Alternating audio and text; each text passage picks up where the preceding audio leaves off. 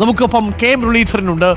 കോൺഗ്രസ് നേതാവും തൃശ്ശൂരിലെ UDF സ്ഥാനാർത്ഥിയുമായി K Muraleedharan നമുക്കൊപ്പം ചേരുന്നു. അല്പസമയം മുമ്പ് അദ്ദേഹം മാധ്യമങ്ങളോട് സംസാരിച്ചത് കേട്ടു. ഒന്ന് രണ്ട് കാര്യങ്ങളിൽ കൂടി നമുക്ക് വ്യക്തത വരണം. Shri K Muraleedharan, very good morning. സുഖമാണെന്ന് കരുതുന്നു. Good morning, good morning, good morning, good morning. ഞങ്ങൾ ആ വാർത്തയുടെ കൂടുതൽ വിശദാംശങ്ങളിലേക്ക് പോയി. ശ്രീ കെ മുരളീധരൻ, പുറത്തു വരുന്ന വാർത്തകൾ നമ്മളെ ഒരേ സമയം പിടിച്ചുലയ്ക്കുന്നതാണ്, ഞെട്ടിക്കുന്നതാണ്. ആ തീയതി പറയാം. 2023 മെയ് മാസം 22-ാം തീയതി പാറമേക്കാവിലെ വിദ്യാമന്ദിർ എന്ന് പറയുന്ന സ്കൂളിൽ RSSന്റെ ക്യാമ്പ് നടക്കുമ്പോൾ A. ജയകുമാർ എന്ന തൻ്റെ സുഹൃത്തുമൊത്താണ് അദ്ദേഹത്തിൻ്റെ കാറിൽ, സ്വകാര്യ കാറിൽ ADGP എത്തുന്നത്. താങ്കൾ പറഞ്ഞത് ഞാൻ കേട്ടു. അത് മുഖ്യമന്ത്രിയുടെ നിർദ്ദേശപ്രകാരം എത്തി എന്നൊരു ആരോപണമാണോ താങ്കളും ആവർത്തിക്കുന്നത്? അത് കേവലം സൗഹൃദ സന്ദർശനമായിരുന്നോ, ഒരു സ്വകാര്യ സന്ദർശനമായിരുന്നോ, അതോ ഒരു രാഷ്ട്രീയ ഗൂഢാലോചനയുടെ തുടക്കമായിരുന്നോ? ഇവിടെ ഒരു കാര്യം മനസ്സിലാക്കേണ്ടത്, ഇപ്പോൾ മുഖ്യമന്ത്രിയും കേരളത്തിലെ UDFും LDFും എതിർക്കുന്ന ഒരു രാഷ്ട്രീയ പ്രസ്ഥാനം കൂടിയാണ് RSS എന്ന് പറയുന്നത്. BJPയേക്കാൾ ശക്തമായിട്ട് എല്ലാവരും എതിർക്കുന്ന RSSനെയാണ്. അങ്ങനെ എതിർക്കപ്പെടുന്ന മുഖ്യമന്ത്രിയുടെ പാർട്ടി ഉൾപ്പെടെ എതിർക്കപ്പെടുന്ന RSSൻ്റെ ഒരു സമുന്നത നേതാവുമായിട്ട് എന്ത് ബന്ധമാണെങ്കിലും ഒരു സന്ദർശനം നടത്തുമ്പോൾ ഒരു IPS ഉദ്യോഗസ്ഥനായ മുഖ്യമന്ത്രിയുടെ കീഴിൽ പ്രവർത്തിക്കുന്ന ഒരു ഉദ്യോഗസ്ഥൻ എന്തുകൊണ്ട് മുഖ്യമന്ത്രിയോട് ഇക്കാര്യം അറിയിച്ചില്ല? മുഖ്യമന്ത്രിയോട് അറിയിച്ചിട്ടാണ് സന്ദർശനമെങ്കിൽ സ്വാഭാവികമായിട്ടും അതിൻ്റെ ധാർമ്മിക ഉത്തരവാദിത്തം ഏറ്റെടുക്കേണ്ടത് മുഖ്യമന്ത്രിയാണ്. ഇവിടെ ഞങ്ങൾ പറയുന്നത്, ഒരിക്കലും മുഖ്യമന്ത്രിയുടെ പെർമിഷൻ കൂടാതെ അജിത് കുമാർ ഒരു സ്ഥലത്തും സന്ദർശനം നടത്തില്ല. കാരണം RSS നേതാവുമായിട്ട് എന്തിനാണ് ഒരു IPS ഉദ്യോഗസ്ഥൻ കൂടിക്കാഴ്ച നടത്തുന്നത്? എന്തിനാ? അപ്പോൾ ഞങ്ങൾ പറയുന്നത്, ഈ കൂടിക്കാഴ്ച മുഖ്യമന്ത്രിയുമായിട്ടുള്ള ഒരു മുഖ്യമന്ത്രിയുടെ സന്ദേശവാഹകനായിട്ടാണ് അജിത് കുമാർ തൃശ്ശൂരിൽ പോയതെന്നാണ് ഞങ്ങൾ ആധികാരികമായിട്ട് പറയുന്നത്. മറ്റൊരു കാരണം കൂടിയുണ്ട്. ഈ കൂടിക്കാഴ്ച കഴിഞ്ഞ് ഏതാനും മാസങ്ങൾ കഴിഞ്ഞപ്പോഴാണ് ഈ പൂരം പ്രദർശനത്തിന് സാധാരണ ദേവസ്വം ഈടാക്കിയിരുന്ന തുക 35 ലക്ഷമായിരുന്നു. ഒറ്റയടിക്ക് അത് 2 കോടിയാക്കി. 2 കോടിയാക്കിയപ്പോൾ തിരുവമ്പാടി പാറമേക്കാവ് ദേവസ്വം ബോർഡുകാർ പറഞ്ഞു, ഈ 2 കോടി കൊടുത്തിട്ട് ഞങ്ങൾക്ക് പൂരം നടത്താൻ കഴിയില്ല. അവസാനം അന്നത്തെ MP പ്രതാപൻ അവിടെ സത്യാഗ്രഹി ഇരുന്ന് ഞാനാണ് ഉദ്ഘാടനം ചെയ്തത്. അതിനുശേഷം മുഖ്യമന്ത്രി രണ്ട് ദേവസ്വങ്ങളുടെയും കൊച്ചി ദേവസ്വം ബോർഡിൻ്റെയും യോഗം വിളിച്ചിട്ടാണ് തറവില 45 ലക്ഷമാക്കിയത്. ഏതായാലും അന്ന് കലക്കാൻ നോക്കി ആദ്യത്തെ കലക്കൽ നിന്ന് രക്ഷപ്പെട്ടു. പക്ഷേ ഒരു ദിവസം രാത്രി വെടിക്കെട്ട് കലക്കിയോടുകൂടെ പൂരം കലങ്ങി. അത് കലക്കിയത് BJPയെ വിജയിപ്പിക്കാനാണ് എന്ന് ഞാൻ അന്ന് പറഞ്ഞു. ഞാനിത് പൂരത്തിൻ്റെ പിറ്റേ ദിവസം ഞാൻ പറഞ്ഞ കാര്യങ്ങളാണ്. ഇപ്പോൾ അത് ആ സ്ഥലത്തേക്ക് എത്തിയ കാര്യങ്ങൾ. ഇപ്പോൾ ഏതായാലും ADGPയുടെ സന്ദർശനം കൂടിയായപ്പോൾ ഇത് വളരെ ക്ലിയറായി, ഇത് ഡീലാണ്. പക്ഷേ ഇതുകൊണ്ട് അവസാനിക്കില്ല. ഇനി മറ്റൊന്നും കൂടെ അവർ തമ്മിലുള്ള ഒരു എഗ്രിമെൻ്റ് ഉണ്ട്. അതായത് അടുത്ത നിയമസഭാ തെരഞ്ഞെടുപ്പിൽ BJPക്ക് 1 ഡസൻ MLAമാരെ ഉണ്ടാക്കാൻ CPM സഹായിക്കും. പകരം ഇവിടെ 3ാമതും ഭരണ തുടർച്ച ഉണ്ടാക്കാൻ തിരിച്ച് CPMനെ സഹായിക്കും. ഇതാണ് ഇവർ തമ്മിലുള്ള എഗ്രിമെന്റ്. ഏതായാലും സത്യം പുറത്തു വന്നിരിക്കുകയാണ്. ഇനിയെങ്കിലും മുഖ്യമന്ത്രി രാജിവെക്കണമെന്നാണ് ആവശ്യപ്പെട്ടിരിക്കുന്നതാണ് ഞാൻ മനസ്സിലാക്കുന്നത്. ശ്രീ കെ മുരളീധരൻ, അപ്പോഴും പൊതുസമൂഹത്തിന്റെ മുന്നിലുള്ള 2 ചോദ്യങ്ങൾ. ഈ A. ജയകുമാറും അഡീഷണൽ DGP ആയ MR അജിത് കുമാറും ക്ലാസ്മേറ്റ്സ് ആയിരുന്നുവെന്നാണ് ഞാൻ മനസ്സിലാക്കുന്നത്. അപ്പോൾ തൃശ്ശൂരിൽ എത്തുന്നു ADGP ഔദ്യോഗിക വാഹനത്തിലാണ്. പക്ഷേ ആ വാഹനം ഒഴിവാക്കി സ്വകാര്യ കാറിലാണ് യാത്ര. കാര്യം ഔദ്യോഗിക വാഹനത്തിലെത്തിയാൽ ലോഗ് ബുക്കിൽ അത് കാണും. അപ്പോൾ ലോഗ് ബുക്കിൽ നിന്ന് ഒഴിവാക്കാൻ വേണ്ടി സ്വകാര്യ കാറിൽ സന്ദർശനം നടത്തിയെന്നാണ് ഞാൻ മനസ്സിലാക്കുന്നത്. പക്ഷേ ഇത് തൊട്ടടുത്ത ദിവസം സ്പെഷ്യൽ ബ്രാഞ്ച് സർക്കാരിനെ അറിയിച്ചിരുന്നു എന്നാണ് മനസ്സിലാക്കുന്നത്. അങ്ങനെയാണെങ്കിൽ അതിലും ഗുരുതരമാണ്. ഇത് മുഖ്യമന്ത്രിയുടെ സന്ദേശവാഹകനായി അങ്ങ് വന്നു, ADGP വന്നു എന്ന് പറയുന്നത് ഒരു രാഷ്ട്രീയ ആരോപണമാണെങ്കിലും വസ്തുതയുടെ അടിസ്ഥാനത്തിൽ സ്പെഷ്യൽ ബ്രാഞ്ച് തൊട്ടടുത്ത ദിവസം മുഖ്യമന്ത്രിയുടെ ഓഫീസിൽ വിവരം അറിയിച്ചിരുന്നു. അങ്ങനെയാണെങ്കിൽ വീണ്ടും ഈ അഡീഷണൽ DGP MR അജിത് കുമാറിനെ തുടരാൻ അനുവദിച്ചത് അങ്ങ് പറയുന്നത് പോലെയുള്ള സന്ദേശവാഹകനോടുള്ള പ്രത്യുപകാരമാണോ? തീർച്ചയായിട്ടും. അതുകൊണ്ടാണല്ലോ ഒരു ഭരണകക്ഷി MLA തന്നെ ഇത്രയും ആരോപണം ഉന്നയിച്ചിട്ട് DGPയെ ഒരു മറയാക്കിയിട്ടാണ് ഇപ്പോൾ അന്വേഷണം നടത്തുന്നത്. ഇപ്പോൾ DGPയെ സഹായിക്കാനുള്ള 4 അംഗ ടീമിൽ എല്ലാവരും അജിത് കുമാറിൻ്റെ കീഴുദ്യോഗസ്ഥന്മാരാണ്. DGPക്ക് ഡയറക്റ്റായിട്ട് അന്വേഷിക്കില്ല. അദ്ദേഹത്തിന് അന്വേഷണ റിപ്പോർട്ട് അദ്ദേഹത്തിന് കൊടുക്കും, അദ്ദേഹം ആ റിപ്പോർട്ട് മുഖ്യമന്ത്രിക്ക് കൊടുക്കും. അപ്പോൾ എല്ലാം കൂടെ ഒരു പരസ്പര സഹകരണ സംഘമായിട്ട് ഈ ഏർപ്പാട് ഇവിടെ മാറുകയാണ്.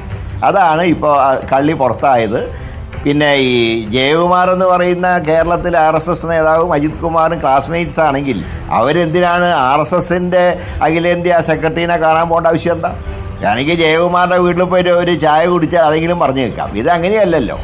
ഇത് വളരെ ദീർഘമായിട്ടുള്ള ചർച്ച നടത്തി അതും ഔദ്യോഗിക വാഹനം ഉപേക്ഷിച്ച് പോയി.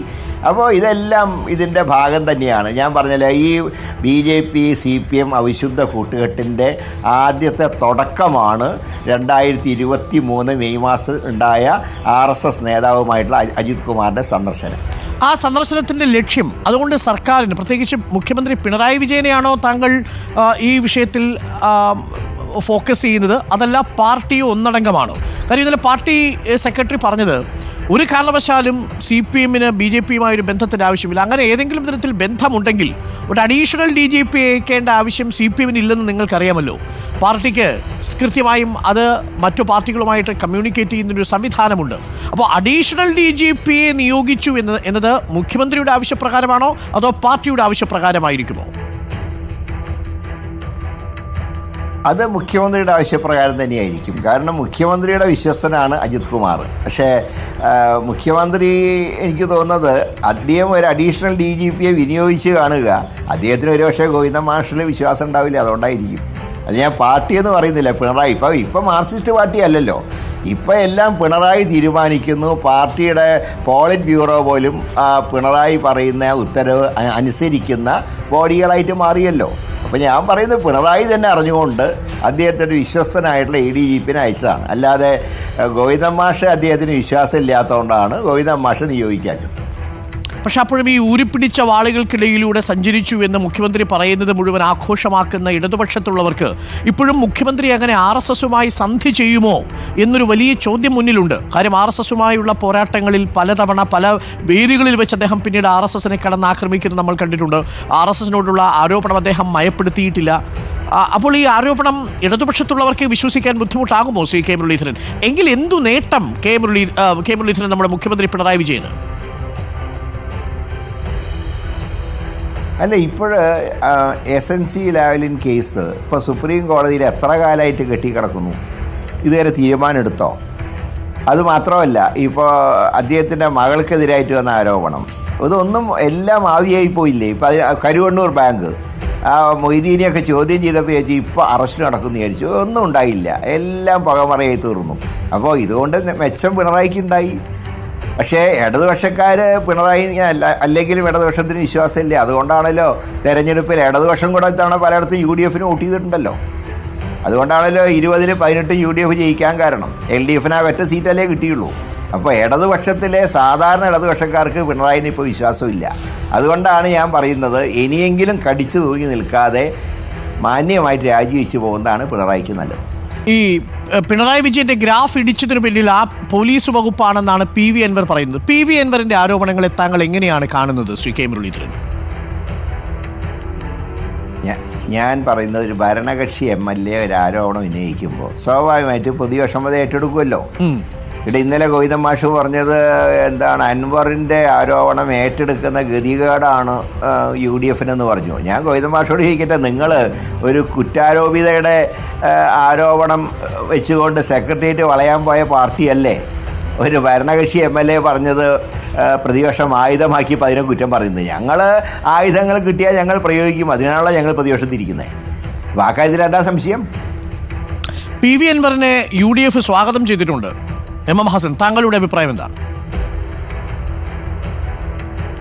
അല്ല, ഇപ്പോൾ അങ്ങനെ സ്വാഗതം ചെയ്യേണ്ട കാര്യമൊന്നുമില്ല. അദ്ദേഹം ഇപ്പോഴും LDFലാണ്. അദ്ദേഹം സഖാവാണെന്ന് അദ്ദേഹം തന്നെ പറഞ്ഞു. അതുകൊണ്ട് ഇപ്പോൾ അദ്ദേഹത്തിനെ സ്വാഗതം ചെയ്യല്ല വേണ്ടത്. അദ്ദേഹം ഉന്നയിച്ച ആരോപണങ്ങളെക്കുറിച്ചാണ് നമ്മൾ ചർച്ച ചെയ്യുന്നത്. അല്ലാതെ അൻവറിൻ്റെ രാഷ്ട്രീയ ഭാവിയെക്കുറിച്ച് ഇവിടെ ചർച്ച ചെയ്യേണ്ട കാര്യമൊന്നുമില്ല. ഓക്കെ, അപ്പോൾ PV അൻവർ ഉയർത്തിയ ആരോപണങ്ങളുടെ മെറിറ്റിൻ്റെ അടിസ്ഥാനത്തിൽ അന്വേഷണം നടക്കും എന്നാണ് പാർട്ടിയിലെ വൃത്തങ്ങൾ പറഞ്ഞത്, മുഖ്യമന്ത്രി തന്നെ പറഞ്ഞത്. ഇപ്പോൾ ഒരു സ്പെഷ്യൽ ഇൻവെസ്റ്റിഗേഷൻ ടീമിനെ നിയോഗിച്ച് ഇന്നിപ്പോൾ PV അൻവറിൻ്റെ മൊഴിയെടുക്കാൻ പോകുന്നത്. മൊഴിയെടുക്കാൻ വരുമ്പോഴും PV അൻവർ ആയുധം താഴെ വെച്ചിട്ടില്ല. ഓരോ ദിവസവും പുതിയ പുതിയ ആരോപണങ്ങൾ വരുന്നു, പുതിയ പുതിയ വെളിപ്പെടുത്തലുകൾ വരുന്നു. നമ്മളുടെ പോലീസ് സേനയിൽ ഒരു സംഘവൽക്കരണം ഉള്ളതായി ശ്രീ കെ മുരളീധരന് തോന്നുന്നുണ്ടോ? അതിൻ്റെ ആദ്യഘട്ടമാണ് ഈ RSSന്റെ ജനറൽ സെക്രട്ടറിയുമായി MR അജിത് കുമാർ നടത്തിയ കൂടിക്കാഴ്ചയെന്ന് പറയാൻ കഴിയുമോ? അല്ല, പോലീസിൽ സംഖ്യകൾ കടന്നുകൂടി കാണും. പക്ഷേ അതിനെ ഒരു സംഘീയവൽക്കരിച്ചത് പിണറായി വിജയനാണ്, അല്ലാതെ പോലീസുകാരല്ല. സാധാരണ പോലീസുകാരൊക്കെ അവർ സത്യസന്ധമായിട്ട് ജോലി ചെയ്യുന്നവരാണ്. അവരെ ഈ സ്ഥിതിയിലാക്കിയത് മുഖ്യമന്ത്രി തന്നെയാണ്. അതിൻ്റെ ഉത്തരവാദിത്തം മുഴുവൻ മുഖ്യമന്ത്രിക്ക് തന്നെയാണ്. വളരെ ഗുരുതരമായ ഒരു ആരോപണമാണ്. എനിക്ക് തോന്നുന്നു അങ്ങ് ഇതുവരെ ഉയർത്തിയതിൽ വെച്ച് ഏറ്റവും ഗുരുതരമായ ഒരു ആരോപണമാണ് പോലീസ് സേനയെ പിണറായി വിജയൻ സംഘവൽക്കരിച്ചു എന്നുള്ളത്. തീർച്ചയായിട്ടും അതിൻ്റെ ഫലമാണ് ഈ കൂടിക്കാഴ്ച, തൃശ്ശൂരത്തെ ഇലക്ഷൻ റിസൾട്ട്, ഇതൊക്കെ ഇതിൻ്റെ തുടർ ചലനങ്ങളായിട്ടാണ് ഞങ്ങൾ കാണുന്നത്. ഇതുകൊണ്ടുള്ള നേട്ടം മുഖ്യമന്ത്രി പിണറായി വിജയനാണ് എന്നങ്ങ് പറയുമ്പോഴും പാർട്ടിയിലെ നേതാക്കളിൽ പലരും ഇക്കാര്യം അറിയാതിരുന്നു എന്നാണോ നമ്മൾ മനസ്സിലാക്കേണ്ടത്? EP ജയരാജൻ അടക്കം ഒരു ഭാഗത്ത് പ്രഭാരിയുമായി കൂടിക്കാഴ്ച നടത്തുന്നു. ആ വിഷയം പാർട്ടിയുടെ ഫോറങ്ങളിൽ അറിയിച്ചിരുന്നുവെന്ന് പിന്നീട് EP ജയരാജൻ പറയുന്നു. പക്ഷേ തെരഞ്ഞെടുപ്പിൻ്റെ ദിവസം അപ്രതീക്ഷിതമായ വെടിപൊട്ടിക്കുന്നു. അവിടെ മുഖ്യമന്ത്രിക്ക് EP ജയരാജനെ തള്ളിപ്പറയേണ്ടി വരുന്നൊരവസ്ഥ വരുന്നു. അതൊരു നാടകത്തിൻ്റെ, ഒരു തിരക്കഥയുടെ ഒരു രംഗം മാത്രമായിരുന്നു ശ്രീ കെ മുരളീധരൻ. തീർച്ചയായിട്ടും. കാരണം EP ജയരാജൻ ഇപ്പോഴും സംസ്ഥാന സെക്രട്ടേറിയറ്റ് അംഗമാണ്, ഇപ്പോഴും കേന്ദ്ര കമ്മിറ്റി അംഗമാണ്. അദ്ദേഹത്തിന് തൽക്കാലം കൺവീനർ സ്ഥാനത്ത് മാറ്റി നിർത്തിയിട്ടേ ഉള്ളൂ. അത് ഇന്നല്ലെങ്കിൽ നാളെ തിരിച്ചു കൊടുത്തുകൂടായികയില്ല. അതുകൊണ്ട് അത് നാടകം തന്നെയാണ്, യാതൊരു സംശയവും അക്കാര്യത്തിലില്ല. കാരണം ജയരാജൻ അങ്ങനെ എല്ലാ സ്ഥാനത്തും നീക്കാനൊന്നും പിണറായിക്ക് കഴിയില്ല. കാരണം അങ്ങനെ നീക്കിയാൽ പല സത്യങ്ങളും പുറത്തു വരും. Okay, thank you Shri K Muraleedharan. വളരെ പ്രധാനപ്പെട്ട കാര്യങ്ങളാണ് താങ്കൾ പറഞ്ഞത്. തീർച്ചയായും ഇത് അന്വേഷിക്കട്ടെ. ഈ അന്വേഷണത്തിൽ താങ്കൾ ഒരു കാര്യം അവസാനിക്കുന്നതിന് മുമ്പ്, ഈ അന്വേഷണത്തിൽ താങ്കൾ തൃപ്തനാണോ യഥാർത്ഥത്തിൽ ഇപ്പോഴുള്ള SIT-യിൽ? ഈ അന്വേഷണം വെറും ആളെ പറ്റിക്കുന്ന അന്വേഷണമാണ്. കാരണം അത് അൻവർ പറഞ്ഞ പോലെ ഹെഡ്മാസ്റ്ററെ കുറിച്ച് പ്യൂൺ അന്വേഷിക്കുന്ന പോലെയാണ് ഈ അന്വേഷണം. ഈ അന്വേഷണം ഒട്ടും ഞങ്ങൾ സ്വാഗതം ചെയ്യുന്നില്ല. ജുഡീഷ്യൽ എൻക്വയറി തന്നെ വെക്കണം. Thank you Shri K Muraleedharan. വളരെ പ്രധാനപ്പെട്ട കാര്യങ്ങളാണ് പ്രേക്ഷകരോട് ശ്രീ കെ മുരളീധരൻ പറഞ്ഞത്. ശ്രീ കെ മുരളീധരൻ്റെ പരാജയം അത് എങ്ങനെയാണ് സംഭവിച്ചത് എന്നതിനെക്കുറിച്ചുള്ള ഒരു വിശദീകരണം കൂടിയാണ് അദ്ദേഹം നടത്തുന്നത്.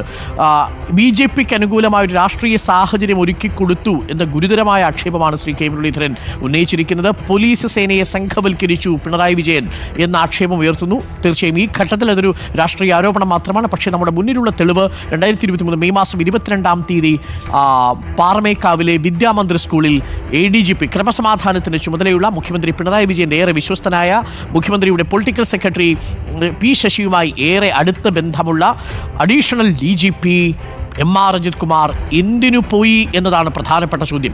അത് സ്വകാര്യ സന്ദർശനമാണെങ്കിൽ സുഹൃത്തായ ഈ ജയകുമാറിൻ്റെ വീട്ടിലേക്ക് പോയി ചായ കുടിച്ചാൽ പോരായിരുന്നോ? എന്തുകൊണ്ട് RSSന്റെ ജനറൽ സെക്രട്ടറിയെ തന്നെ കാണാൻ പോയി എന്ന ചോദ്യം വളരെ പ്രധാനപ്പെട്ടതാണ്.